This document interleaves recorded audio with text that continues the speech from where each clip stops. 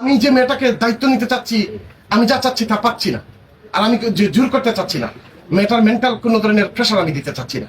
আহা আহ মানুষের লোভ লালসা কোন জায়গাটা আসলে ভাই।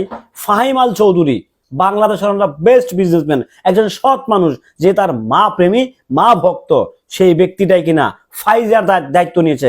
কিন্তু ফাইজার পরিবার চায় না তার মেয়েটা ফাইজা কোনো বোর্ডিং এ থেকে কোনো ভালো স্কুলে পড়াশোনা করুক, মানুষের মতো মানুষ হোক। কিন্তু Fahim Al Chowdhury it's a great man, it's a brilliant, এত সুন্দর মানে মানুষের পরিচয় দিয়েছে।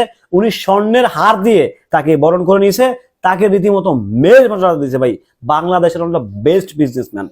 হ্যালো এভরিওয়ান, আসসালামু আলাইকুম। শিমুল আছি আপনাদের সঙ্গে। ফাইজা নামটা কিন্তু অনেক মিল, আমার মনে হয় মানে এটা দুর্দান্ত। আর ফাহিম আল চৌধুরী বাংলাদেশের মানে একটা এক কথা একদম চমৎকার মানুষ ভাই, খোলামেলা মনের মানুষ। ওনাকে আল্লাহ পাক টাকা দিয়েছে, দম দিয়েছে, খ্যাতি দিয়েছে, যশ খ্যাতি সকল কিছু দিয়েছে। বাট তার পাশাপাশি কিন্তু মহান রব্বুল আলামিন তাকে একটা সুন্দর মন দিয়েছে ভাই।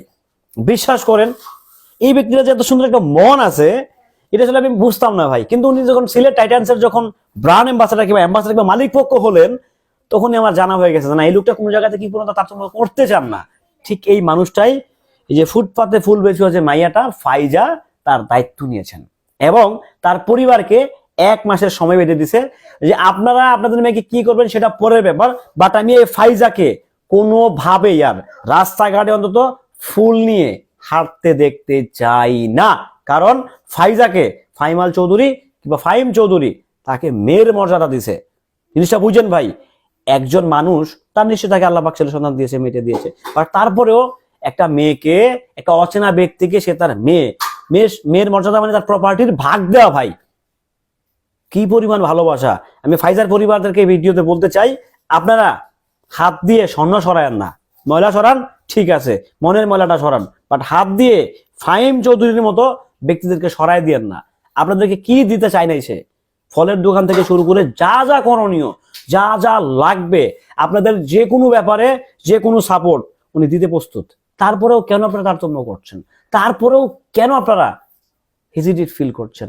আর এগুলো তো সৌভাগ্য রে ভাই, সৌভাগ্য। ফাহিম চৌধুরীর মতো একজন ব্যক্তি, একজন বিশিষ্ট ব্যক্তি, বিশিষ্ট ব্যবসায়ী, একজন বিশিষ্ট মানব সেবক, সমাজসেবীর ব্যক্তি একজন মেয়ে হয়ে যাওয়া, এটা কিন্তু জাতা বিষয় না, জাতা বিষয় না। উনি কিন্তু বলে নাই যে আপনার মেয়েটা আমাকে দিয়ে দেন একবারের জন্য, না।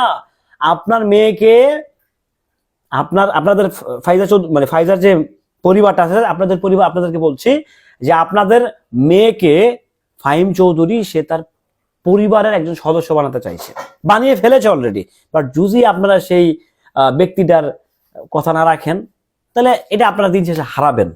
আমার যা মনে হয়, কালকে আমি যা বুঝলাম যে উনি খুব ক্লিয়ার করেছেন যে আমি চাই ফাইজা একটা ইন্টারন্যাশনাল মানের স্কুলে থেকে মানুষের মতো মানুষ হোক, বোর্ডিং এ থাকুক, যা খরচ হবে তার সারা জীবনের 10 লক্ষ টাকা সে ইন্স্যুরেন্সও করে দিতে চাইছে। বুঝেন তাহলে কোন লেভেলের ভালোবাসা তার প্রতি।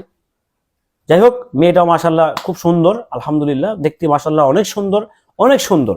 ভালো থাকবেন সবাই, সুস্থ থাকবেন।